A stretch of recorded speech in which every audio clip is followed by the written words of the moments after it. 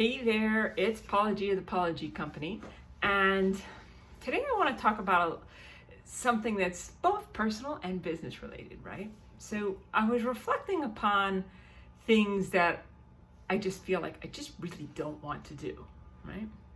And I thought, well, how can I get over that? Like sifting through the wheat and the chaff, like what is it that I want to do? What is it that I don't want to do as it relates to certain parts of my life and my business, right? And as I was journaling about it, I pondered the idea of like, well, what if you just didn't do the things you don't want to do?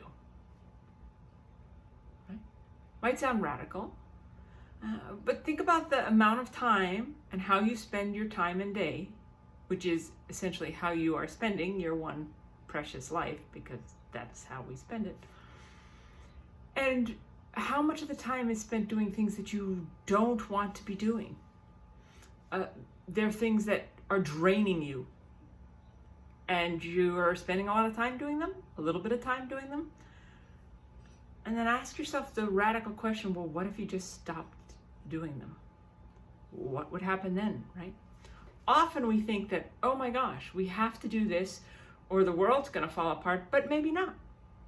Now, of course, there are some things that need to be done. You need to feed yourself, and if you've got children or whatnot, you've got to care for them. There's death and taxes and all those things that you really don't get out of.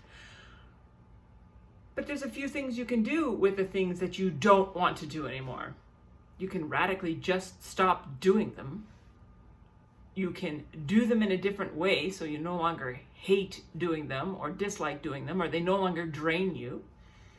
You can delegate them to someone else, right? Like I often work with coaching clients on discerning what is it that they want to get off their plate because they don't like doing it, they're not good at doing it, it's not a good use of their time, it's not a profitable use of their time, right?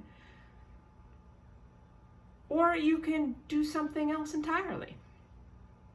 I just found that this conversation, which is still ongoing in my head with a variety of things, to be very liberating. Just the idea that you can choose to stop doing the stuff you don't want to be doing, I find is pretty liberating. And it opens up to clarity around what that really means, right? So anyone who knows me knows I'm not big on the BS. I'm not saying, oh, just don't ever do anything you don't want and life will be lovely. No, it doesn't work that way, right? But how can you stop doing the things you don't want to do?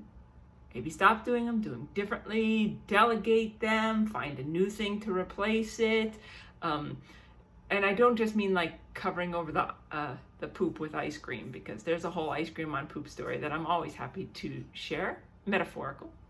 And, it's not just about covering it up, because that's going to pop up and bite you later. But I mean truly fundamentally changing, experimenting, stop doing the stuff that's bringing you down.